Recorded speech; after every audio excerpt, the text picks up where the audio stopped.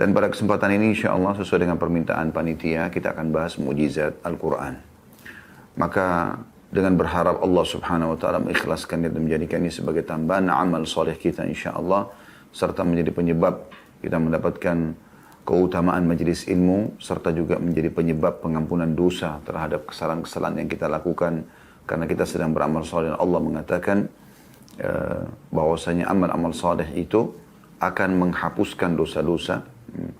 Dan kita berharap tentunya ini adalah salah satu amal soleh kita dengan izin Allah subhanahu wa ta'ala. Baik, kita akan bahas teman-teman sekalian materi kita ini bermula dengan Al-Quran. Al-Quran adalah kalamullah, perkataan Allah subhanahu wa ta'ala. Pada saat seorang mukmin menyebutkan atau seorang muslim menyebutkan Allah, maka kira-kira apa yang terlintas di benak Anda? Jawaban sederhana, dia adalah pencipta, pemilik, penguasa, semua yang di langit, semua yang di bumi, semua yang di kedalaman lautan, terjangkau oleh tidak terjangkau oleh mata kita. Itulah Allah. Dia pencipta, dia pemilik, dia penguasa, dia yang menghidupkan, dia yang mematikan. Dan kita hidup serta meninggal dan berjuang di atas kalimat La ilaha illallah. Yang artinya la ma'buda bihaqqin illallah. Tidak ada Tuhan di langit, di bumi yang berhak untuk disembah kecuali Allah. Dan ini konsep dasar dulu, pondasi bahasan kita ini. Saya ingin teman-teman sekalian agar bisa mengenal dan lebih memposisikan Al-Quran pada kedudukan yang sebenarnya. Maka Anda coba mengenal dulu pemilik Al-Quran itu, Allah subhanahu wa ta'ala. Bisa Anda buka dalam Al-Quran surah Ar-Rum, surah nomor 30, ayatnya ayat 40. Saya berharap teman-teman pada kesempatan ini banyak membuka aplikasi Al-Quran, karena memang kita sedang membahas tentang mukjizat Al-Quran. Bermula daripada surah Ar-Rum, surah nomor 30, ayat 40, yang berbunyi, A'udzu billahi minasyaitonir rajim, huwallazi khalaqakum, thumma razaqakum, thumma yuhyikum, thumma yumitukum, thumma yuhyikum. Saya ulangi. Huwallazi khalaqakum, thumma razaqakum, thumma yumitukum, thumma yuhyikum. Hal min syurakaikum man yaf'alu min dzalika min syai' subhanahu wa ta'ala amma yushrikun. Yang artinya, dialah Allah yang telah menciptakan kalian. Artinya dari tidak ada menjadi ada. Semua kita. Semua manusia, semua jin, semua hewan-hewan, semua tumbuh-tumbuhan, semua yang kita lihat di muka bumi ini, air, awan, langit, matahari, bintang-bintang, segalanya. Dia menciptakan kalian semua. Dialah yang telah menyiapkan rezeki buat kalian. Artinya sesuatu yang membuat roda kehidupan bisa berjalan. Dialah yang mematikan kalian. Anda pernah lihat hewan mati? Anda pernah lihat manusia meninggal? Yang tadinya bisa beraktivitas, tiba-tiba sudah tidak bisa beraktivitas. Allah yang mematikan mereka. Itu depan mata kita bisa saksikan. Dan dia juga yang menghidupkan kalian. Anda pernah lihat ada hewan yang baru dari telur, misalnya ayam menetas telurnya lalu menjadi hewan. Yang tadinya cair, Anda bisa goreng telur tersebut. Kemudian setelah itu Anda bisa juga membesarkan ayam tersebut, lalu kemudian Anda sembelih, Anda makan lagi dagingnya. Terus begitu pola. Coba sentuh secara keimanan teman-teman. Jangan hanya sekedar, oh ini ayam saya pengen makan, selesai. Ya, mirip juga dengan buah-buahan. Siapa yang menata teman-teman sekalian anggur di tangkainya dengan begitu rapi? Siapa yang menata? Tentu dengan cita rasanya, dengan warnanya yang indah, ungu, hitam, merah, ya. Atau lebih kepada merah, hitam, hijau, ya. Pisang, warna kuning yang indah, tertata dengan rapi. Ya. Biasa dikatakan dengan pisang yang tersisir, ya. Terus seperti sisir yang rapi. Durian, manggis, dan segala macam buah-buahan yang lainnya. Dengan beragam macam warna, rasa, dan seterusnya. Ya. Maka Anda lihat semua itu, dari tidak ada menjadi ada. Dari biji yang kering bisa tumbuh menjadi pohon dan hidup. Tidak pernah ada yang mengaku menciptakan, menghidupkan, mematikan seperti Allah. Tidak ada. Siapa kira-kira yang mengaku sebagai Tuhan di muka bumi ini? Kemudian Anda coba tanyakan apa yang dia ciptakan. Fir'aun yang mengaku sebagai Tuhan dan dia punya kerajaan yang sangat besar. Wilayah kekuasaannya seluruh Afrika. Bahkan menjangkau ya setengah bumi ini kurang lebih. Dikuasai sama Fir'aun. Ya, ini kurang lebihnya. Ya. Makanya dia sombong, dia mengaku sebagai Tuhan. Dia sendiri ikut sistem mau tidak mau. Malam tiba dia istirahat, siang dia beraktivitas. Dia juga mulai dari bayi, anak-anak, remaja, dan dia menjadi raja, dan dia menikah, dan dia pun meninggal. Ya. Dia pun haus, maka dia butuh dengan air. Tentu kalau Tuhan tidak butuh dengan ciptaannya. Dan tidak pernah Fir'aun berani mengatakan, saya yang membuat air ini. Saya yang membuat oksigen yang kalian hirup itu sehingga kalian bisa hidup. Begitu juga dengan kisah sebelumnya yang Allah gambarkan tentang Namrud. Raja zalim yang hidup di zaman Ibrahim alaihissalam. Anda tinggal ketik di Google peninggalan Raja Namrud di Babilonia. Akan kelihatan. Masih tertinggal puing-puing peninggalannya. Fir'aun, Anda bisa melihat muminya sampai sekarang. Ramses yang kesekian yang telah ditenggelamkan oleh Allah SWT di masa Musa alaihissalam. Masih ada fakta-faktanya semua. Dan mereka pun yang mengaku, dua-duanya ini mengaku Tuhan, tapi mereka tidak bisa buat apa-apa. Mereka pun mati. Tidak pernah ada yang mengaku seperti ini kecuali Allah subhanahu wa ta'ala.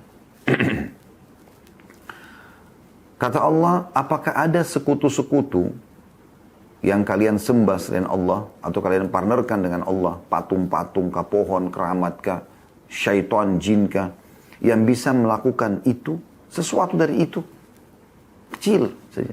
Contoh misalnya anggur kalau sudah dipetik dari tangkainya, bisa nggak dia tancapin kembali? Pisang yang sudah dikupas, bisa nggak dia tempel kembali, melekat seperti awal? Dan seterusnya. Maka Allah mengatakan maha suci dan maha tinggi Allah terhadap apa yang mereka sekutukan. Subhanallah, kalimat la ilaha illallah ini teman-teman sekalian, kalimat meringkas semua pertanyaan yang membuat manusia bingung. Karena dengan melihat ke langit, melihat ke bumi, melihat ke kedalaman lautan, apapun terjangkau atau tidak terjangkau oleh mata dia, apapun yang dia bisa rasakan, ya, dari senang, sedih dan segala macam. Kalimat kuncinya la ilaha illallah. Tidak ada yang menciptakan semua itu kecuali Allah subhanahu wa ta'ala. Ayat yang lain, Anda bisa lihat surah Ghafir atau surah Mu'min. Surah nomor 40 ayat 64. Yang berbunyi, A'udhu billahi minasyaitonir rajim.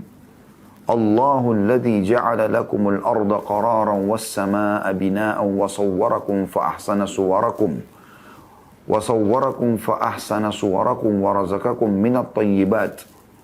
Dzalikumullahu rabbukum fatabarakallahu rabbul alamin. Ya. Surah Ghafir atau surah Mu'min, surah nomor 40 ayat 64. Mudah-mudahan Anda sudah bisa buka dan saya terjemahkan. Allah lah yang telah menjadikan untuk kalian bumi itu qarar. Tetap, tidak goyang, tidak goncang. Bisa dibangun di atasnya, bisa berjalan di atasnya, bisa bercocok tanam, bisa diambil hasilnya. Dan menjadikan untuk kalian langit sebagai bangunan. Kita bisa saksikan langit yang begitu besar. Dan telah membentuk kalian dengan sesempurna bentuk. Alis seperti ini, mata seperti ini, hidung, mulut, dan seterusnya. Ya. Allah mengatakan itu.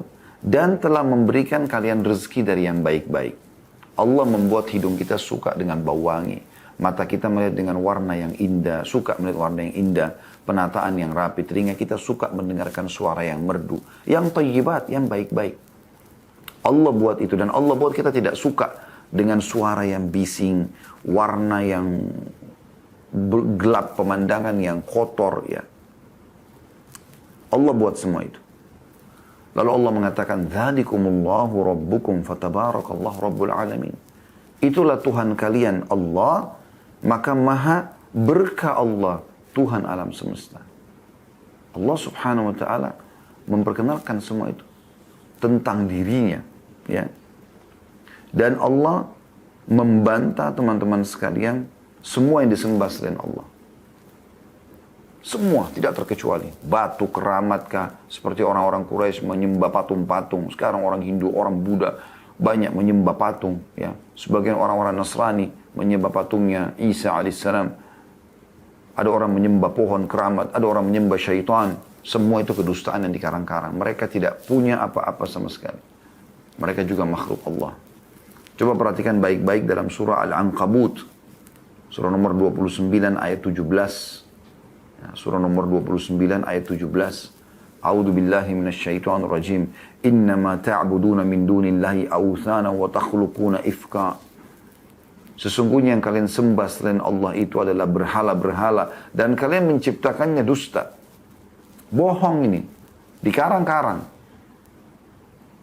Patung yang dibuat dia yang lukis, dia yang gambar, dia yang warnain, dia yang pikul, dia yang berikan nama. Pada saat rusak dia perbaiki lalu dia panggil Tuhan. Innal ladzina ta'buduna min dunillahi la yamlikuna lakum rizqan fabtagu 'indallahi rizqa wa'budu washkuru lah. Sesungguhnya yang kalian sembah semua selain Allah itu tidak bisa memberikan untuk kalian atau tidak memiliki rezeki yang kalian butuhkan. Maka hanya cari rezeki itu dari Allah dan sembahlah dia. Tunduklah padanya dan bersyukurlah atas nikmat yang telah Allah berikan. Ilaihi turja'un. Kepadanya kalian akan dikembalikan. Allah subhanahu wa ta'ala mengajak kita berfikir supaya kita mengenal dirinya. Tentu kalau kita mau bahas ayat ini panjang atau ayat-ayat seperti ini banyak sekali ya. Anda bisa kembali ke ceramah kami di playlist YouTube. Anda bisa nonton judul ceramah Kenalilah Tuhanmu Engkau Akan Bahagia, Saudaraku ini adalah rahasia rezekimu. Kemudian ada juga judul yang lain, Saudaraku ini adalah pondasi agamamu, ya. Dan cukup banyak judul-judul ceramah yang lain yang bisa Anda dengar tentang masalah Allah subhanahu wa ta'ala. Saya cuma datangkan di pembukaan kita ini supaya kita tahu Al-Quran itu punya bobot, teman-teman. Bukan buku seorang profesor, bukan buku seorang penulis novel yang bestseller kemudian habis masanya, tidak. Dia adalah kalamullah, perkataan Allah. Perhatikan, kita tutup dengan ayat ini di pembukaan kita ya. Dalam surah Qaf, surah nomor 50, ayat 6 sampai ayat 11. Surah Qaf, surah nomor 50, ayat 6 sampai ayat 11. A'udzu billahi minasyaitonir rajim. Afalam yanzuru ila as-sama'i fawqahum kaifa banaynaha wa zayyannaha wa ma laha min furuj. Tidakkah mereka melihat ke langit di atas kepala mereka? Bagaimana kami membangunnya, kami menghiasinya, dan tidak ada sedikit pun retaknya, celah kekurangannya. Coba lihat ke langit, angkat kepala kita. Kita berada dimanapun di negara, di muka bumi ini akan begini langitnya. Begitu besarnya bangunan itu, masih ada manusia yang memungkiri tentang keberadaan Tuhan. Lalu siapa yang membuat langit itu? Wal arda madadnaha wa alqaina fiha rawasiya wa ambatna fiha min kulli zawjin bahij. Dan bumi kami hamparkan dan kami tancapkan padanya gunung-gunung dan kami tumbuhkan ya dari setiap tumbuh-tumbuhan yang berpasang-pasangan. Tabsiratan wa dzikra likulli 'abdin munib, sebagai peringatan ya, sebagai ilmu, bahan renungan bagi semua hamba yang cerdas. Wa nazzalna minas sama'i ma'an mubarakan fa ambatna bihi jannatin wa habbal hasid. Dan kami turunkan dari langit hujan yang air yang penuh dengan berkah, maksudnya hujan. Maka dengannya kami tumbuhkan kebun-kebun dan biji-bijian. Wan nakhla basiqatin laha tal'un nadid. Begitu pula dengan pohon kurma yang memiliki mayang. Mohon maaf, ini bukan terjemahan letter-let di terjemahan seperti aplikasi Anda ya. Ini saya coba terjemahkan supaya mudah difahami langsung ya. Rizqan lil ibad, semua itu Allah siapkan untuk rezeki bagi hamba-hamba. Wa ahina bihi baldatan maita kadzalika al-khuruj. Dengan air hujan itu juga kami hidupkan negeri yang sudah mati, maka begitulah kalian akan dibangkitkan. Dan sekian banyak saya katakan tadi ayat-ayat Al-Quran berhubungan dengan masalah pengenalan tentang Sang Pencipta Allah Subhanahu wa taala. Kalau kita ingin bahas ini panjang lebar, ya. Tapi saya ingin titik beratkan teman-teman sekalian supaya Anda memahami bobot daripada Al-Quran. Karena masih banyak orang hanya sekedar simbolik. Beli Al-Quran dipajang saja. Diranjang antara dia sama istrinya. Kenapa Al-Quran? Yang penting dikatakan ada tanda-tanda kalau dia muslim. Atau mengusir syaitan. Tanpa dibaca. Fisiknya saja. Ini pemahaman yang keliru. Ya. Kita ingin teman-teman selesai materi ini betul-betul seperti judul kita, mukjizat Al-Quran. Artinya Al-Quran betul-betul menjadi sesuatu yang ajaib dan sesuatu yang luar biasa yang bisa mengubah hidup Anda menjadi lebih baik. Ya. Karena memang betul-betul Al-Quran itu subhanallah bisa mengubah orang yang pelit menjadi dermawan, orang yang bodoh jadi pintar, orang yang penakut jadi pemberani. Memang berubah total. Dan itu yang terjadi pada kisah para sahabat ridwanullahi alaihim. Kita kembali kepada Al-Quran, teman-teman sekalian. Al-Quran kalau dari sisi etimologi, itu berarti bacaan. Bacaan. Artinya memang Quran, dari qara'a yaqra'u, Quranan artinya bacaan. Ya. Berarti memang Al-Quran itu untuk dibaca.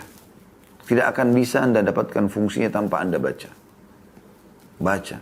Kemudian dikembangkan dengan merenungi maknanya, menghafalkan dan mengamalkan isinya. Dari sisi terminologinya atau istilahnya adalah kalamullah, kalam Allah, perkataan Allah yang maha suci, yang merupakan mukjizat yang diturunkan atau diwahyukan kepada Nabi Muhammad SAW yang ditulis di mushaf, ya seperti kita bisa pegang sekarang, dan diriwayatkan secara mutawatir, bersambung sehingga benar riwayatnya, serta membacanya adalah ibadah. Membacanya adalah ibadah. Proses turunnya Al-Quran melalui beberapa proses tentunya ya.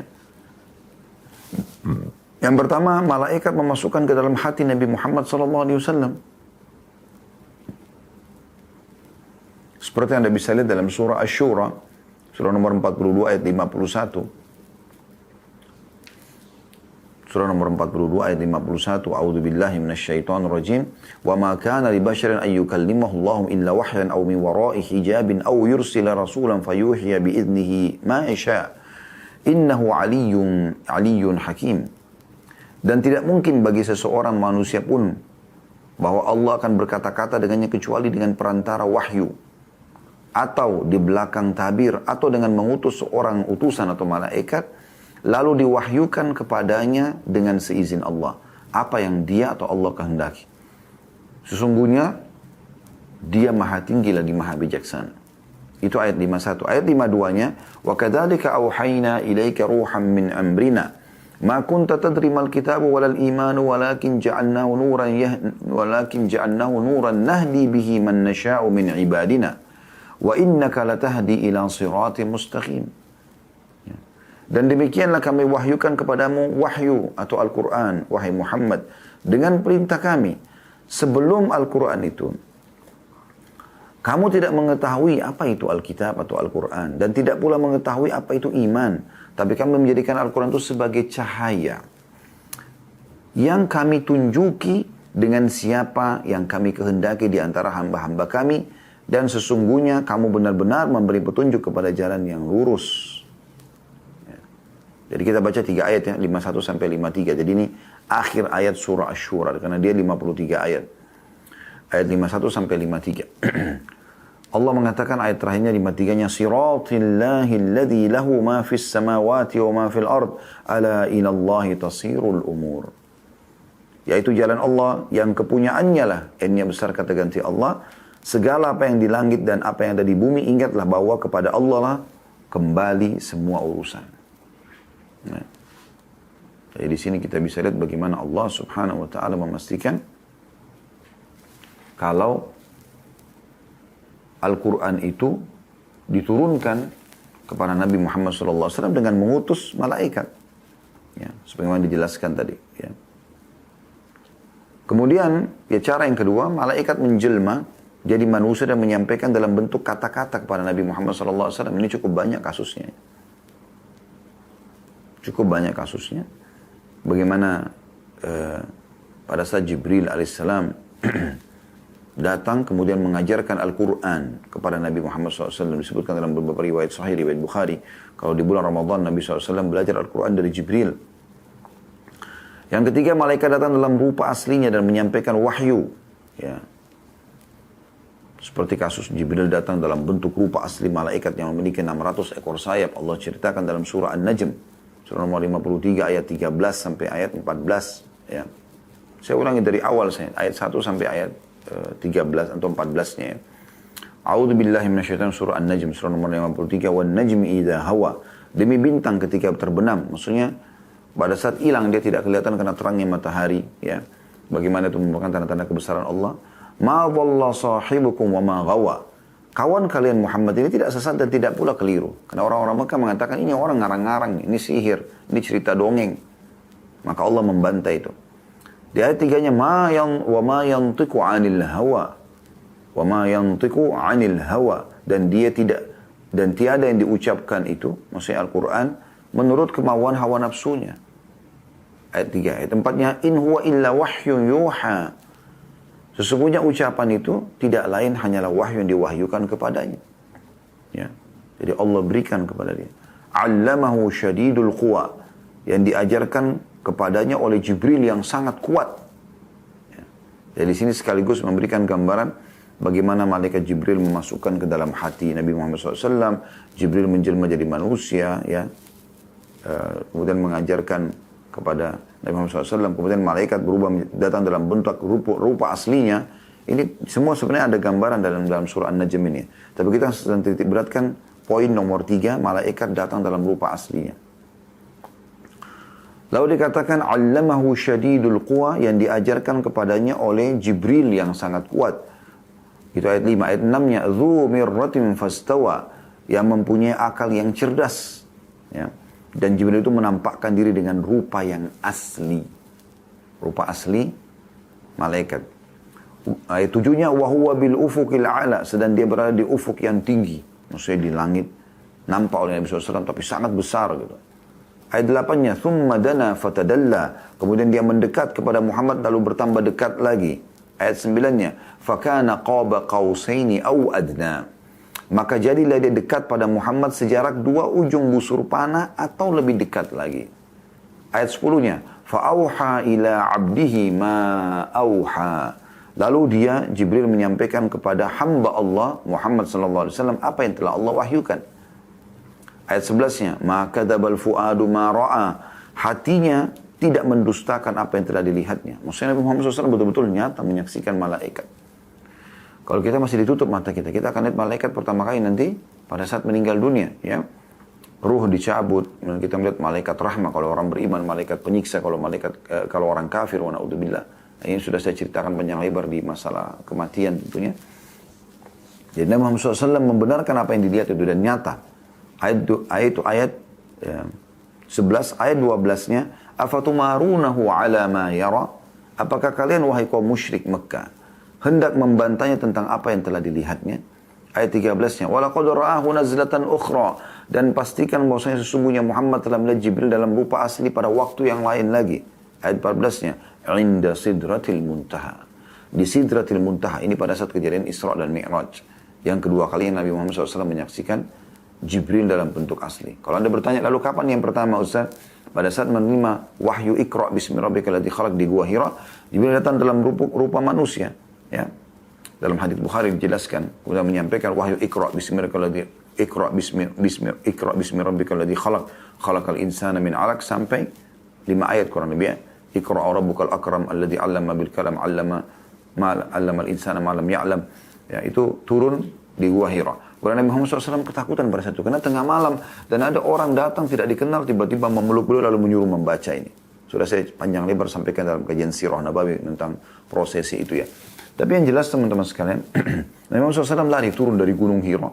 Ya, dari Gua Hira, dari Jabal Nur atau Gunung Nur di Mekah. Karena ketakutan. Begitu turun pas tiba di padang pasir yang luas. Di situ Jibril alaihissalam datang dalam bentuk aslinya. Sebagai malaikat dalam hadis Bukhari dikatakan lalu dia mengatakan, ya Muhammad, ana Jibril wa anta Rasulullah. Wahai Muhammad, aku adalah Jibril, engkau adalah utusan Allah. Ya. Itu yang pertama. Yang kedua kali pada saat Jibril AS mengantar Nabi Muhammad SAW ke langit untuk menerima perintah sholat 5 waktu, pas tiba di Sidratil Muntaha, pembatas antara Allah dengan hamba-hambanya, maka Jibril berubah menjadi wujud asli lagi menjadi malaikat. Ini diceritakan dalam surah An-Najm. Dan itu dekat sekali dengan surga. Ya. Di ayat 14 tadi tentang Jibril berubah jadi wujud asli. Ayat 15-nya Allah menggambarkan. Indaha jannatul ma'wa. Di dekatnya ada surga tempat tinggal. Dekat Sidratul Muntaha itu. Ya. Jadi ini bagaimana Allah subhanahu wa ta'ala gambarkan masalah hal tersebut. Bisa juga dalam hadits Bukhari diceritakan mekanisme yang keempat Al-Quran turun, yaitu wahyu yang turun seperti gemerincing suara lonceng. Dan ini yang paling berat yang disampaikan atau yang diterima oleh Nabi SAW. Ya. Ini yang paling berat oleh beliau sallallahu alaihi wa ala alihi wa sahbihi wasallam. Dan kemudian ini seringkali kalau ada kejadian-kejadian maka Nabi SAW ke samping atau menyendiri, kemudian beliau merasa keringatan, lalu kemudian beliau mendengarkan suara gemerincing ya, lonceng, lalu kemudian beliau menerima wahyu. Cukup banyak contoh-contoh berhubungan dengan masalah ini, nanti akan kita jelaskan insyaAllah di masalah kisah ifk, tentang keajaiban Al-Quran nanti ya. Atau fitnah yang disebarkan oleh kepala orang munafik di Madinah tentang berzinanya Aisyah radhiyallahu anha. Dan ini tidak benar tentunya, ini kebohongan gitu. Baik, hikmah turunkan Al-Quran secara beransur-ansur juga ada teman-teman sekalian. Ya. Al-Quran tidak turun langsung seperti Taurat dalam 40 hari, langsung diterima semuanya oleh Musa AS. Tapi Nabi Muhammad SAW menerima secara beransur-ansur. Al-Quran turun beransur kurang lebih 22 tahun, ya, 2 bulan dan 22 hari. Sebagiannya ahli sejarah dan ulama menyimpulkan 23 tahun. 13 tahun fase Mekah dan 10 tahun fase Madinah. Ya. Nah, fase Mekah dikenal dengan Makkiyah, ayat-ayat Makkiyah atau dari kota, turun di kota Mekah. Dan fase yang 13 tahun ya. Fase 10 tahun di Madinah dikenal dengan Madaniyah, ayat-ayat Madaniyah. Nah, semua itu tujuannya agar mudah dimengerti dan juga dihafal dan diamalkan isinya. Ya. Juga terjadi prosesi nasikh dan mansukh. Artinya ada ayat yang menghapus dan ada ayat yang dihapus. Allah SWT turunkan beberapa ayat, kemudian Allah hapus setelah itu dengan ayat yang lainnya. Ayat-ayat Makkiyah, teman-teman sekalian, lebih banyak daripada ayat Madaniyah, karena memang 13 tahun ya di Mekah, sementara Madinah cuma 10 tahun, kurang lebih dari 30 juz Al-Quran, 19 juz itu Makkiyah. 19 juz Makkiyah. Ada kurang lebih dari 114 surah. Ya, semua total Al-Quran kan 114 surah. 86 surah itu Makkiyah. 86 surah Makkiyah. Dan kurang lebih jumlah ayatnya 4.780 ayat. Ya, ini yang turun semua di Mekah. Ya. Dan rata-rata ayat-ayat pendek. Surah-surah pendek. Ya. Dan ayatnya umumnya dimulai dengan Ya ayuhan nas, hai sekalian manusia. Ya. Tentang masalah keimanan, tentang masalah ancaman dan pahala, kisah umat-umat terdahulu ini umumnya terdiri berhubungan dengan masalah. Ini termasuk mukjizat Al-Quran karena menggambarkan tentang kisah-kisah sebelum kita. Dan itu terbukti. Tadi sudah saya kasih gambaran tentang Namrud misalnya. Anda tinggal buka, ketik di Google peninggalan Namrud akan kelihatan. Patungnya, istananya, peninggalan-peninggalan kerajaan dia lah.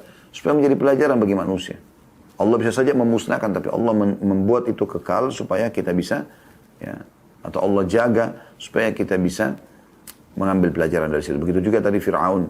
Ya, Anda bisa kunjungi langsung sampai sekarang di museum ya, di Kairo, muminya, atau Anda bisa ketik di Google, Anda bisa lihat gambarnya, Anda bisa saksikan. Saya bahkan pernah masuk ke ruangannya langsung dan membawa jemaah pada saat itu ya. Kami kebetulan ada umrah plus Mesir di Uhud Tur, maka kami mengajak ke sana. Jadi ada fakta-fakta kelihatan gitu. Kemudian Madaniyah, karena tadi kan Al-Quran 30 juz ya. 19 juz di Mekah. Sisanya berapa? Kalau 30 kurang 19, 11. 11 juz ini di Madinah. Jadi 11 juz di Madinah. Dan tadi kalau Mekah itu 86 surah. Maka sisanya kalau kita 114 kurang 86, ada 28 surah Madaniyah. Ya. Dan ayat Al-Quran jumlahnya 6.236 ayat. 6.236 ayat. 4.780 Mekah, maka sisanya Madinah adalah 1.456 ayat. 1.456 ayat. Ya. Maka ini semua jumlah Al-Quran. Jadi saya simpulkan, jumlah ayat Al-Quran 6.236, turun di Mekah, ya, 4.780, di Madinah 1.456, Di Mekah 86 surah, sementara 28 surah di Madinah, dan 19 juz semuanya di Mekah, 11 juznya di Madinah. Ya. Al-Quran cukup banyak memiliki nama-nama, ada Al-Quran, ada Al-Kitab, ya, ada Al-Furqan, ada Al-Zikr. Banyak, ya. Al-Quran punya bacaan, ya. Kemudian Al-Kitab juga sama, kitab rujukan, ya. Kemudian Al-Furqan, pembeda antara hak dan batil. Ya, itu Allah sebutkan surah Al-Furqan sendiri, ya. Ada surah Al-Quran. Kalau tentang bacaan Anda bisa lihat dalam surah Al-Qiyamah, surah nomor 75 ayat 17 sampai 18. Ya. Atau kalau Alkitab ada dalam surah Al-Baqarah, surah nomor 2 ayat 2. Ada Al-Furqan, surah Al-Furqan ayat 25, surah nomor 25 ayat 1. Kemudian Az-Zikir, pemberi peringatan atau peringatan dalam surah Al-Hijr, surah nomor 15 ayat 9. Ini semua menggambarkan nama-nama Al-Quran. Al-Quran juga dibagi oleh para ulama secara surah, ya, menjadi beberapa bagian, ya, kurang lebih ada 4 bagian, ya. Yang pertama dikenal dengan sab'u tiwal atau 7 surah panjang. Sab'u tiwal, ya, 7 surah panjang itu yang pertama adalah Al-Baqarah surah nomor 2, kemudian Al-Imran surah nomor 3, An-Nisa surah nomor 4, Al-A'raf, ya. Kemudian Al-An'am, Al-Ma'idah dan Yunus. Ya. Al-Baqarah, Al-Imran, An-Nisa, ya, kalau berurut ini Al-Ma'idah, kemudian Al-An'am, Al-A'raf, kemudian Yunus. 7 surah ini dikenal dengan Sab'u Tiwal. 7 surah panjang. Al-Baqarah, Al-Imran, An-Nisa, Al-Ma'idah, ya, Al-An'am, Al-A'raf, kemudian Yunus. 7 surah ini dikenal dengan Sab'u Tiwal, ya. Kemudian yang kedua Al-Ma'un. Al-Ma'un. Al-Ma'un ini maksudnya surah yang terdiri dari 100 ayat. Seperti surah Yusuf, ya. Hud. Ya, ini surah-surah yang sekitar 100-an ayat. Yang ketiga Al-Mathani, yang kurang dari 100 ayat, seperti Al-Anfal, Al-Hijr, ya. Kemudian yang terakhir, yang keempat, Al-Mufassal, atau surah-surah pendek, seperti Ad-Duha, Al-Ikhlas. Nah ini, ulama bagi seperti itu kurang lebih, jadi 4 bagian. Sab'u Tiwal, 7 surah panjang. Kemudian Al-Ma'un, surah yang terdiri dari 100 ayat. Al-Mathani, surah yang kurang dari 100 ayat. Kemudian Al-Mufassal, surah-surah pendek, ya. Al-Quran ini teman-teman sekalian, agar Anda bisa memahami tentang dahsyatnya Al-Quran, ya. Saya minta teman-teman tolong ayat ini selalu renungi. Surah Ar-Ra'd, dibuka surah nomor 13 ayat 31. Surah Ar-Ra'd, surah nomor 13 ayat 31. A'udzu billahi minasyaitonir rajim. Saya ulangi kembali, tolong dibuka, ya. Surah Ar-Ra'd, surah nomor 13 ayat 31. A'udzu billahi minasyaitonir rajim. Walau anna Qur'anan suyirat bihil jibalu aw qutti'at bihil ardu aw kullima bihil mauta. Walillahil amru jami'an afalam yai'asil ladhina amanu allau yasha'allahu lahadan nasa jami'a wa la yazaluna alladhina kafaru tusibuhum bima sana'u qari'atun aw tahullu qariban min darihim hatta ya'tiya wa'dullah innallaha la yukhliful mi'ad. Dan sekiranya ada satu bacaan atau kitab suci yang dengannya, dengan bacaan itu, gunung-gunung dapat digoncangkan. Gunung yang kokoh bisa goncang, meledak, meletus, ya, hancur. Atau bumi jadi terbelah, bumi terbelah. Atau orang yang sudah mati dapat berbicara, maka tentu itu adalah Al-Quran. Ya. Sebenarnya segala urusan, kata Allah, adalah kepunyaan Allah. Maka tidaklah orang-orang beriman itu mengetahui bahwa seandainya Allah menghendaki semua manusia bisa beriman, tentu Allah akan memberi petunjuk kepada manusia semuanya. Dan orang-orang kafir senantiasa ditimpa bencana disebabkan perbuatan mereka sendiri. Dan bencana itu terjadi dekat tempat kediaman mereka. Sehingga datanglah janji Allah, sungguhnya Allah tidak menyalahi janjinya. Dari ayat ini Anda kalau renungi baik-baik, Anda tadabburi, Anda akan renungi Anda yang beriman kepada Allah dan Al-Quran dalam keadaan benar, dan Allah akan terus memberikan cobaan-cobaan kepada orang-orang kafir di sekitar rumah mereka agar mereka sadar dan mereka kembali dan mengenal Allah Subhanahu wa Ta'ala. Tapi saksi bahasan kita di potongan awal ayat ini, yaitu kalau seandainya ada satu kitab suci yang bisa membuat gunung-gunung tergoncang, bumi terbelah, orang mati berbicara, maka pasti itu adalah Al-Quran. Dalam ayat lain, Allah memperlihatkan bagaimana mukjizatnya Al-Quran, bagaimana keajaiban Al-Quran. Surah Al-Hasyr, surah nomor 59, ayat 21. Surah nomor 59 ayat 21 yang bunyinya, A'udzu billahi minasyaitonir rajim.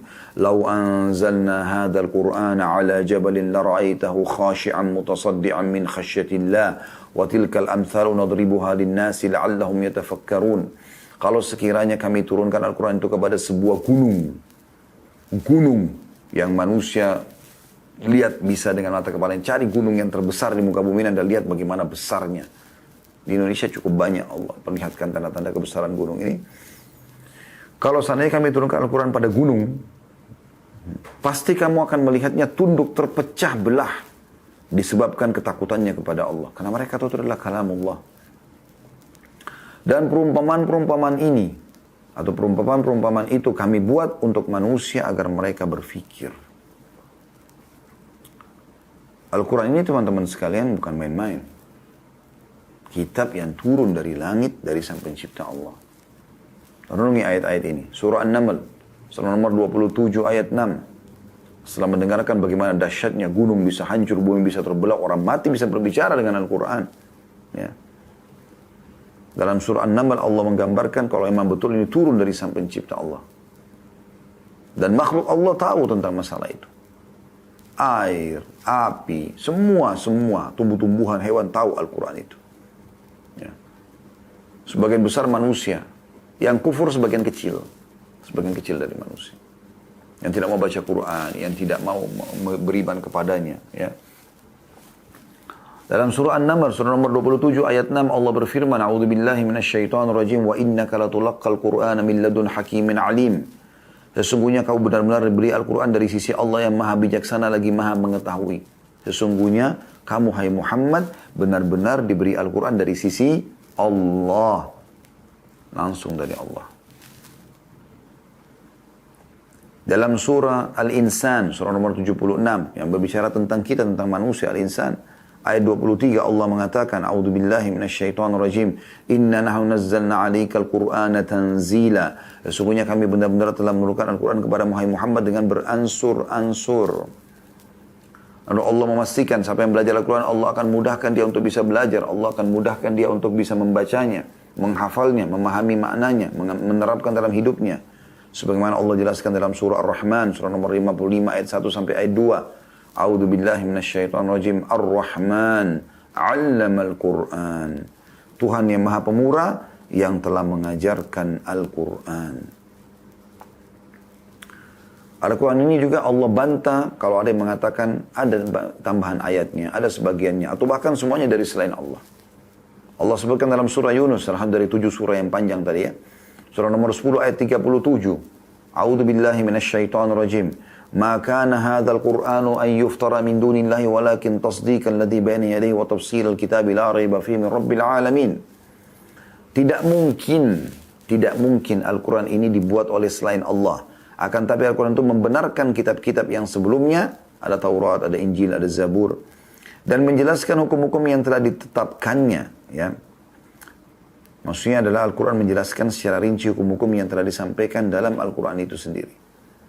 Tidak ada keraguan di dalamnya. Diturunkan dari Tuhan semesta alam. Dan ini bukan buku bestseller yang Anda boleh punya pilihan mau baca atau tidak. Ini kitab dari Sang Pencipta Allah. Lalu Allah Subhanahu wa taala untuk memastikan lagi bahwasanya adalah milik Allah dan Allah memang ya selalu menjaga Al-Quran. Allah menantang semua jin dan manusia. Coba datangkan seperti Al-Quran. Dalam surah Isra, surah nomor 17 ayat 88 Allah berfirman. Surah Isra, surah nomor 17 ayat 88. A'udzubillahi minasyaitonirrajim. Qul la in ijtama'atil insu wal jinnu ala an ya'tu bimithli hadzal qur'ani la ya'tuna bimithlihi walau kana ba'dhum li ba'dhin dhahira. Katakan hai Muhammad, tantang semua mereka jin dan manusia tidak terkecuali.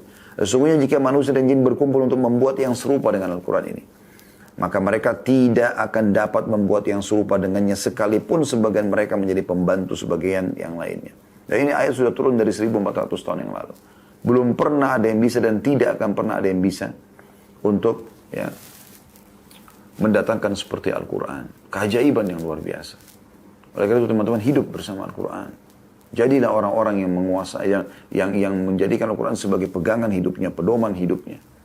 Saudaraku seiman, setelah Anda tahu bahwasanya Allah itu adalah pencipta langit dan bumi, dan Al-Quran adalah kalamullah, perkataan Allah, maka harusnya kita memahami lebih dalam lagi seperti apa fungsi Al-Quran. Yang pertama teman-teman sekalian, diimani. Ya. Allah menyebutkan dalam banyak ayat-ayat Al-Quran tentang perintah untuk beriman kepada Al-Quran itu sendiri. Artinya betul ini dari Allah, dan bagaimana Allah subhanahu wa ta'ala memastikan agar setiap orang dianjurkan untuk beriman. Beriman artinya meyakini dari Allah, kemudian dia membacanya lalu dia menerapkan dalam hidupnya. Ya, itu namanya beriman. Anda bisa lihat misalnya di dalam surah Al-Baqarah, surah nomor 2 dalam Al-Quran. Ya.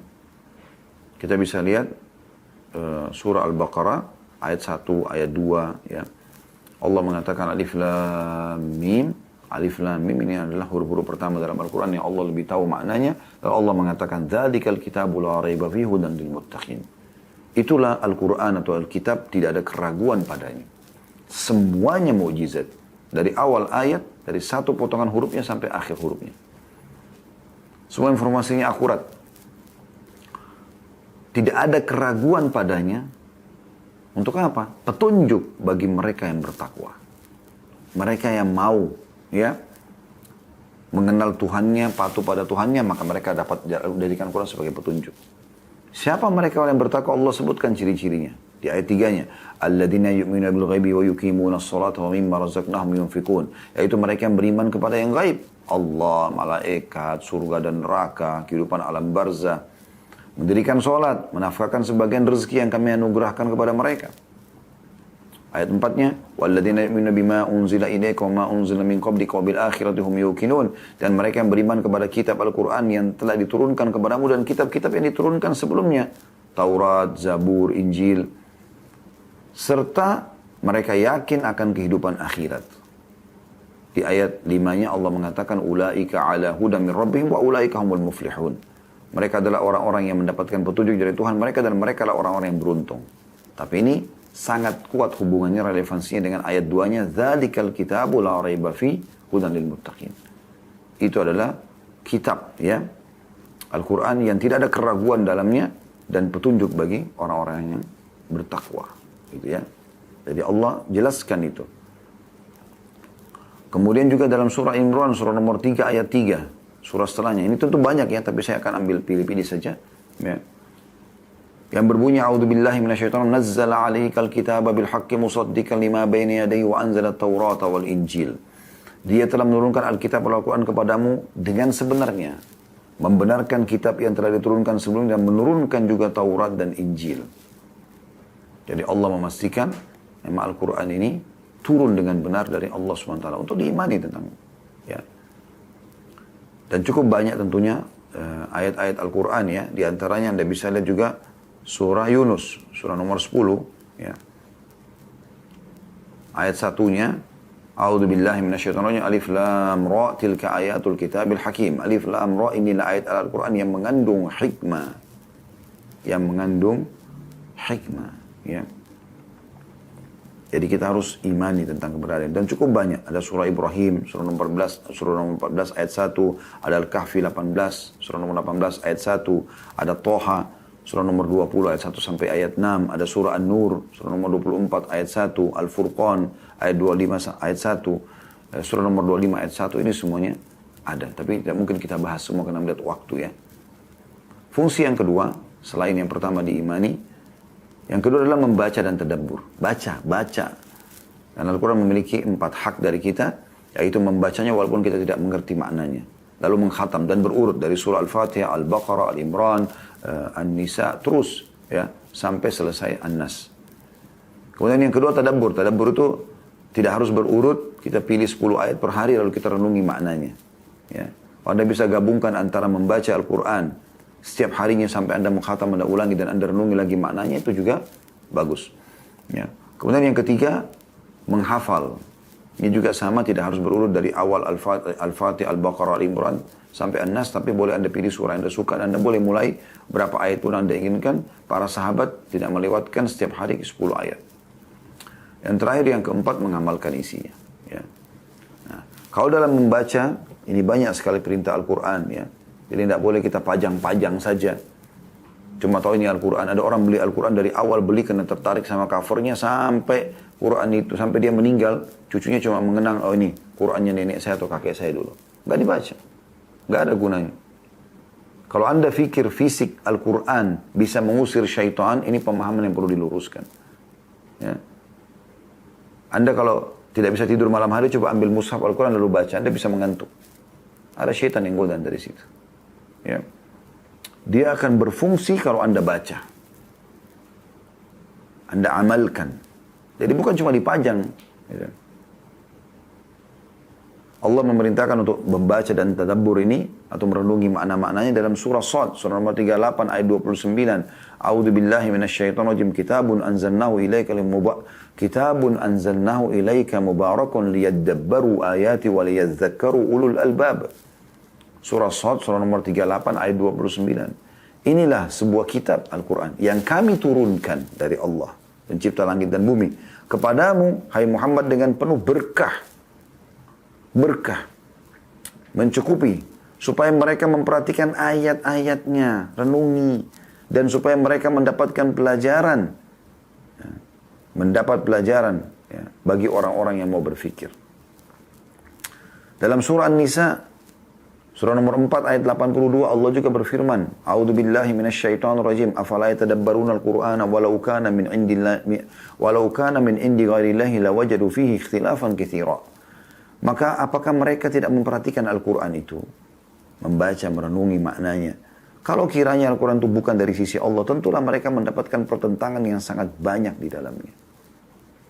Dalam surah Muhammad, ya, surah nomor 47 ayat 24, yang berbunyi, A'udzu billahi minasyaitonir afala yatadabbaruna al-Qur'ana am 'ala qulubin aqfaluha. Tidakkah mereka memperhatikan, mentadabburi, merenungi makna Al-Qur'an, ya? Atau memang hati mereka ada kuncinya? Makanya para sahabat ridwanullah alaihim berlumba-lumba mempelajari Al-Qur'an dari Nabi SAW. Yang bisa belajar dari sahabat yang sudah kuasai, mereka belajar dari para sahabat. Ya, sahabat belajar dari sahabat ridwanullah alaihim. Sampai mereka menguasai bacaannya, merenungi maknanya, menerapkan dalam hidup, menghafal, menerapkan dalam hidup. Itu yang disebutkan dalam beberapa riwayat, beberapa sahabat mengatakan kami tidak melewati 10 ayat Al-Quran dalam sehari kecuali kami sudah membacanya, kami sudah merenungi maknanya, memahami hukum-hukumnya, dan juga kami menghafal dan menerapkan dalam kehidupan. Yang ketiga, diamalkan isinya dan didakwakan. Ya. Diamalkan isinya dan didakwakan. Anda bisa lihat surah Al-An'am. Surah nomor 6 dalam Al-Quran. Ya. Ayat 19. Ya. Ayat 19. A'udzu billahi minasyaitonir rajim. Qul ayyu syai'in akbaru syahadah. Qulillah syahidun baini wa bainakum. Wa uhiya ilayya hadzal Qur'anu li'unzirakum bihi wa man balagha. أئنكم لتشهدون أن مع الله آلهة أخرى قل لا أشهد قل إنما هو إله واحد وإنني بريء مما تشركون. Katakan hai Muhammad, siapa yang lebih kuat persaksiannya? Katakan adalah Allah. Ya. Pasti semua ini Allah yang paling benar. Dia menjadi saksi antara aku dan kamu. Dan Al-Quran diwahyukan kepadaku supaya dengan dia aku memberi peringatan kepadamu dan kepada orang-orang yang sampai Al-Quran kepadanya. Jadi Nabi SAW suruh sampaikan Al-Quran ini. Ya, untuk jadi peringatan. Apakah sesungguhnya kamu mengetahui bahwa ada Tuhan-Tuhan lain di samping Allah? Katakanlah, hai Muhammad, aku tidak mengakuinya. Katakan, sesungguhnya dia Allah adalah Tuhan yang Maha Esa dan sungguhnya aku berlepas diri dari apa yang kamu persekutukan dengan Allah. Saksi bahasan kita potongan ayatnya, dan Al-Quran ini diwahyukan kepadaku supaya dengan dia, Al-Quran, aku memberi peringatan kepadamu dan kepada orang-orang. Ya. Jadi di sini Allah SWT memerintahkan untuk itu. Ya. Al-Quran juga jadi petunjuk. Ya.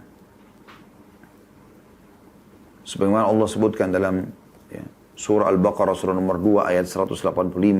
A'udzu billahi minasyaitonir rajim. Syahrul Ramadan alladzi unzila fihil Qur'an hudan lin-nasi wa bayyinatin minal huda wal furqan. Al-Baqarah 185 tentang puasa Ramadan ya. Terjemahannya, bulan Ramadan bulan yang di dalamnya diturunkan permulaan Al-Quran sebagai petunjuk bagi manusia dan penjelasan mengenai petunjuk itu dan pembeda antara hak dan batil. Itu Al-Quran. Fungsinya luar biasa. Petunjuk. Ya. Dalam surah Isra, surah nomor 17 ayat 9. Allah SWT juga berfirman. Al-Isra, surah nomor 17 ayat 9. A'udzu billahi minasyaitonir rajim. Inna hadzal Qur'ana yahdi lillati hiya aqwam. Yahdi lillati hiya aqwam wa yubashshirul mu'minina alladziina ya'maluna as-salihati anna lahum ajran kabira. Sungguh Al-Quran ini memberikan petunjuk kepada jalan yang lurus. Ya. Dan juga memberi kabar gembira kepada orang-orang mukmin ya, mengenai amal-amal soleh yang mereka kerjakan, bahwasanya semua itu akan ada pahala atau balasan yang besar untuk mereka. Yang kelima, Al-Quran bisa menjadi obat dan kasih sayang. Ya. Allah SWT tunjukkan kasih sayang rahmatnya dengan Al-Quran itu. Ada sebuah buku yang saya pernah bedah ini di dunia Ruqyah, mengobati jasmani dan rohani, ditulis oleh Abdullah bin Abdul Aziz Al-Idan. Nah, ini buku kurang lebih ya, kecil sebenarnya, tapi di sini 177 halaman kurang lebih ya. Ini tentang ruqyah, saya pernah bahas panjang lebar, dan ini penulis sangat menarik. Dia membedah, ini bukan tulisan kami ya. Cuman memang buku ini saya lihat cukup bagus dalam masalah ruqyah. Dan di sini dijelaskan kalau ruqyah itu bukan hanya sekedar untuk mengobati orang kesurupan, kena sihir, gangguan syaitan, ketindian dan sejenisnya atau ain. Tapi dia bisa untuk semuanya. Anda lagi gundah, gelisah, sedih, ya, baca Al-Quran. Anda lagi ingin dapat petunjuk, baca Al-Quran. Minta dengan Al-Quran itu Anda agar Allah berikan petunjuk. Bisa. Allah sebutkan dalam surah Isra, surah nomor 17 ayat 82. Penyakit apapun ya, selain sihir dan segala macam juga bisa sembuh dengan Al-Quran. Jadi ruqyah syariah bukan hanya pada saat kesurupan atau diganggu oleh syaitan atau kena sihir. Keumuman firman Allah SWT surah Isra surah nomor 17 ayat 82 Anda renungi. A'udzu billahi minasyaitonir rajim wa nunazzilu minal Qur'ani ma huwa shifaa'un wa rahmatun lil mu'minina wa la yazidudz zalimina illa khasara. Yang artinya, dan kami turunkan dari Al-Quran sesuatu yang menjadi penawar dan rahmat, obat ini. Syifa itu obat, penyembuh. Dan juga rahmat, kasih sayang Allah di situ. Allah akan jadikan sebagai penyembuh, penghilang gundah. Ya. Rahmat bagi orang yang beriman, dan Al-Quran itu tidaklah menambah kepada orang-orang zalim kecuali kerugian. Karena mereka tidak mau ambil pelajaran dari situ. Yang keenam, sebagai peringatan. Ya, bagi orang-orang yang mau membuat dirinya supaya dia sadar tentang apa tujuan dia hidup di muka bumi ini. Akan ada kehidupan akhirat. Al-Quran datang sebagai peringatan. Sebagaimana Allah jelaskan dalam surah Qaf, surah nomor 50 ayat 45. Yang bunyinya, A'udzu billahi minasyaitonir rajim. Surah Qaf, surah nomor 50 ayat 45. Fadzakir bil Qur'ani man yakhafu wa'id. Maka berilah peringatan dengan Al-Quran orang-orang yang takut akan ancamanku. Maksudnya akan muncul rasa takut kita kepada Allah dengan membaca Al-Quran. Dan Allah sudah mudahkan sebagai pelajaran. Siapapun yang ingin belajar bisa. Walaupun bukan orang Arab bisa belajar Al-Quran. Sebagaimana Anda ketahui kalau Anda sudah bisa baca Quran, bisa Anda belajar. Allah sudah jelaskan dalam surah Al-Qamar. Surah nomor 54. Ini berulang kali Allah ulangi ayat ini ya. Di ayat 17. Surah Al-Qamar, surah nomor 54, ayat 17-nya. Ayat 22. Ayat 32. Ayat 40. 4 kali Allah ulangi ayat ini. Potongan ayat ini. Di surah yang sama. Surah Al-Qamar, surah nomor 54, ayat 17, ayat 22, ayat 32, ayat 40. A'udzu billahi minasyaitonir rajim wa laqad yassarna al-Qur'ana lidzikri fahal min muddakir. Dan kami telah mudahkan Al-Qur'an untuk pelajaran, peringatan. Maka adakah yang mau mengambil pelajaran? Ada nggak yang mau belajar? Ya. Ini Allah Subhanahu wa taala berikan gambaran kepada kita. Ya. Dan Allah akan melindungi orang yang membaca Al-Quran, teman-teman sekalian. Sebagaimana Allah jelaskan dalam surah Isra, surah nomor 17 ayat 45. A'udzu billahi minasyaitonir rajim. Al-Isra 17 ayat 45. Wa idza qara'tal Qur'ana ja'alna bainaka wa bainal ladzina la yu'minuna bil akhirati hijaban mastura. Dan apabila kamu membaca Al-Quran, niscaya kami adakan antara kamu dan orang-orang yang tidak beriman kepada kehidupan akhirat suatu dinding penutup. Ya. Jadi luar biasa gitu. Anda bisa lihat keajaiban Al-Quran ini. Kalau ada orang yang na'udzubillah kena sihir, kesurupan, ya, pernah belajar ilmu-ilmu kebatinan dan segala macam ini. Anda bacain aja ayat-ayat Al-Quran. Kalau Anda ikhlas dengan niat ruqyah, maka Anda akan lihat bagaimana reaksinya. Panas tubuhnya, kadang-kadang kesurupan, kadang-kadang pingsan. Ya. Anda bisa dengarin di YouTube cukup banyak. Ketika ayat-ayat ruqyah Anda dengarin, Anda bisa rasakan bagaimana reaksinya. Syaitan-syaitan itu merasa kepanasan. Al-Quran ini abadi, tidak akan pernah berubah. Dari awal turun zaman Nabi SAW sampai menjelang hari kiamat, tidak akan pernah berubah. Dan tidak akan pernah bisa ada yang mengubahnya. Tidak membosankan Al-Quran itu. Diulang-ulangi baca, selalu saja ada pelajaran baru yang didapatkan. Bagi pecinta Al-Quran tahu masalah ini. Terdapat informasi masa lalu, ya, umat-umat sebelum kita. Masa akan datang, ya, tentang kiamat, tentang surga, tentang neraka terinci. Ya. Dan juga akan menjadi kejayaan bagi orang yang mengamalkan isinya. Ini fakta yang tidak bisa terdustakan, teman-teman sekalian. Sekarang 1443 Hijriah, berarti sudah 1443 tahun yang lalu Nabi SAW hijrah ke Madinah. Bagaimana kurang lebih ya 90 tahun sekian, belum sampai 100 tahun yang lalu, pada saat kita sudah tidak jadikan Al-Quran sebagai pedoman kita, maka umat Islam tidak lagi memimpin dunia. Tapi dari tahun 1 Hijriah sampai 11 Hijriah, Nabi SAW terapkan Al-Quran. Khulafaur Rashidin, dari tahun 11 sampai tahun 40, Abu Bakar, Umar, Uthman, Ali, Ridwanullah alaihim, juga menerapkan Al-Quran sebagai pedoman hidup mereka. Kemudian datang Umayyah, 40 sampai 132. Datang dinasti Abbasiyah, 40 ya, sampai 656 Hijriah. Kemudian datang Uthmaniyah, ya. Kurang lebih 600 ya, 670-an ya, sekian itu, itu sampai 678 lah ya, kurang lebih dinasti Uthmaniyah itu, kemudian sampai kurang lebih tahun 1924 Masehi yang lalu saja berubah menjadi Republika Turki, maka pada saat itu Al-Quran sudah tidak lagi mereka jadikan pedoman. Nah, maka di saat itu umat Islam terpuruk. Padahal sebenarnya kejayaan ada depan mata kita. Dan ini yang membuat dulu para ilmuwan di Spanyol berkembang pesat. Ya.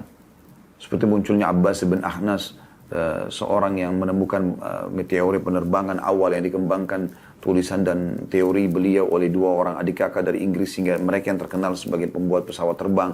Kemudian ada Al-Jabar yang menulis kaidah ilmu matematika, hanya dikenal dengan metode Al-Jabar ya. Kemudian juga ada subhanallah saya lupa, Al-Jazuri namanya kalau seingat saya, yang menemukan listrik, dan beberapa orang-orang yang lain yang umat Islam yang terkenal ya, di masa kejayaan Spanyol dulu, mereka semua itu karena kembali kepada Al-Quran. Kita tutup teman-teman sekalian dengan bagaimana kalau Anda mengamalkan Al-Quran, Anda baca Al-Quran, Anda jadikan sebagai buah hibah, Anda dapat banyak sekali keutamaan. Kita tutup dengan ini. Karena kalau kita ingin bahas terlalu banyak tentang Al-Quran ini, ya termasuk keajaiban-keajaibannya gitu kan. Beranjak daripada hadis Nabi SAW yang berbunyi, Iqra'ul Qur'ana fa'innahu ya'ti yawmal qiyamati syafi'an di ashabihi. Bacalah Al-Quran itu, karena dia akan menjadi penolong bagi pembacanya pada hari kiamat. Masih lanjutan hadis yang sama, Iqra'uz Zahrawaini Al-Baqarah wa surat Al-Imran fa innahuma ta'tiyani yawmal qiyamati ka'annahuma gamamatani aw ka'annahuma gayayatani aw ka'annahuma firqani min tayri sawaffa ya, atau firqani min tayri sawaf ya, tuhajjani an ashabihima. Dan bacalah juga ya, Zahrawaini atau dua cahaya. Ya.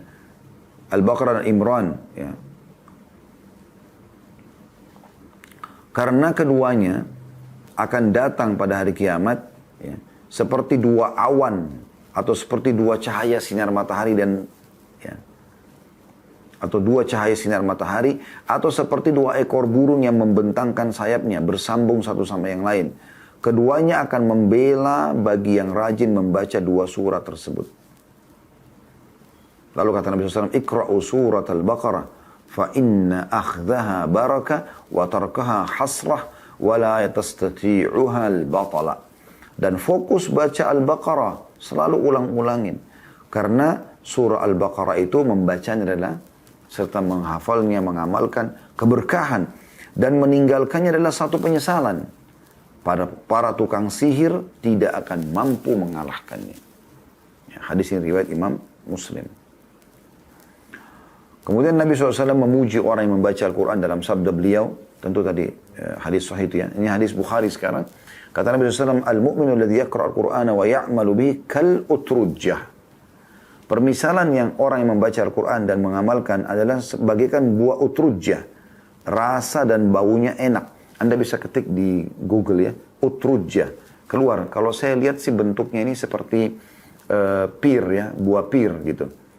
Ya, tapi mungkin utrujjah ini lebih kepada, tidak bisa kita bahasakan 100% pir karena banyak jenis pir. Tapi dia memang dalam hadis ini dijelaskan baunya wangi dan rasanya manis. Umumnya buah pir kan manis ya. Tapi yang bau wangi ini adalah utrujjah secara khusus. Kata Nabi SAW, ta'muha tayyib wa rihuha tayyib. Rasanya manis dan baunya juga enak. Wal mu'minu alladhi la yaqra'u al-Qur'ana wa ya'malu bihi kat-tamra. Orang mukmin yang membaca Al-Qur'an tapi tidak mengamalkan isinya seperti buah kurma. Ta'muha tayyib, rasanya manis, wala rihalaha, tapi tidak ada baunya. Wa mathalul munafiqin alladhi yaqra'u al-Qur'ana kar-raihana. Perumpamaan orang munafik yang membaca Al-Qur'an seperti buah raihana. Rihuha tayyib wa ta'muha mur. Baunya wangi tapi rasanya pahit. Karena tidak ada gunanya bagi orang munafik baca. Wa mathalul munafiqin alladhi la yaqra'u al-Qur'ana kal-handhala. Ya. Ta'muha mur au khabith wa rihuha mur. Perumpamaan ya, orang munafik yang tidak membaca Al-Quran seperti handhala. Rasanya dan baunya pahit dan tidak enak. Orang yang suka membaca Al-Quran apalagi menghafalnya, maka akan mendapatkan kedudukan yang tinggi di sisi Allah SWT. Derajat yang tinggi. Dalam hadis yang sahih diriwayatkan Abu Dawud, Tirmidzi. Ya. Kata Nabi SAW, yuqalu li sahibul Quran, ikra' wartaqi warattil kama kunta tartil atau turattilu fid dunya fa inna manzilaka inda akhir ayatin taqra'uha. Dikatakan kepada orang yang suka membaca Al-Quran atau menghafalnya, bacalah dan naiklah. Ya, selalu setiap satu ayat diangkat satu derajat. Serta tartilkanlah sebagaimana engkau dulu mentartilnya di dunia. Di sholat malam, di setiap kesempatan dia baca.